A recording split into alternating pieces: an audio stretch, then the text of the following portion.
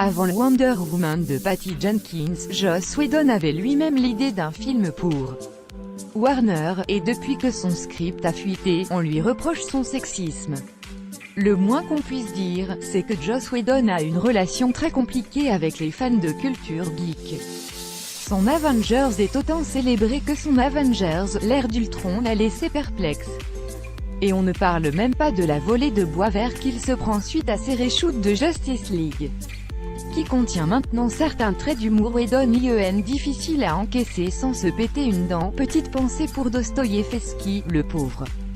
Mais il faut savoir qu'avant de récupérer ce projet et avant d'être très fortement pressenti pour diriger le film Batgirl, Joss Whedon est passé par la case Wonder Woman et que les féministes s'en souviennent. Le réalisateur et la Warner avaient en effet cessé leur partenariat à la fin des années 2000 pour cause de différences créatives, sauf que juste avant la sortie du Wonder Woman de Patty Jenkins en 2017, le scénario de Joss Whedon a fuité, et immanquablement les gens se sont mis à comparer. Sauf que là, l'impensable s'est produit. Wonder Woman de Patty Jenkins a emporté la critique, sauf ce gros malin de Simon Rio, et le public, alors que le projet de Joss Whedon, encore auréolé de l'aura Avengers, a été jugé indigent et un tantinet sexiste, bien trop centré sur l'héroïsme de Steve Trevor.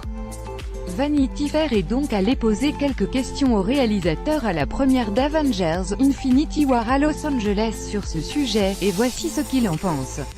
Je ne sais pas quelle partie n'ont pas aimé les gens, mais je l'ai relu après avoir entendu dire qu'il y avait un retour de bâton. Je le trouve super. Les gens disent qu'il n'est pas assez conscient, mais je crois qu'ils ne se rendent pas compte. C'est facile de sortir une phrase de son contexte, et je n'étais pas l'homme le plus conscient de la Terre à ce moment-là il y a 10 ans.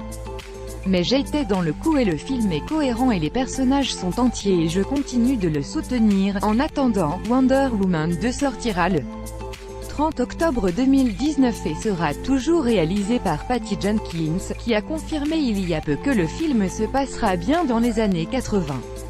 Kristen Wiig sera la méchante